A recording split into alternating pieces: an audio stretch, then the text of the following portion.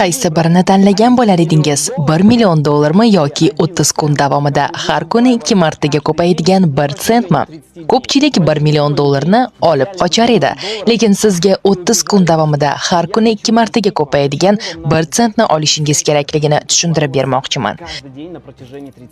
Birinchi kuni sizda 1 sent bo'ladi, ikkinchi kuni sizda 2 sent bo'ladi, uchinchi kuni sizda 4 sent bo'ladi, 8-chi kun sizda 1 dollar 28 sent bo'ladi, 15-chi kun sizda 163 dollar 84 sent bo'ladi, 16-chi kun sizda 327 dollar 68 sent bo'ladi, 21-chi kun sizda 10.485 dollar 76 sent bo'ladi, 27-chi kun sizda 671.088 dollar 64 sent bo'ladi, 28-chi kun sizda 1.342.177 dollar 28 sent bo'ladi va 30-chi kunga kelib siz 5.400.000 dollarga ega bo'lasiz. O'rtoqlar, bu hikoya sent haqida ham, dollar haqida ham emas. Bu sizning hayotingiz haqidagi hikoyadir.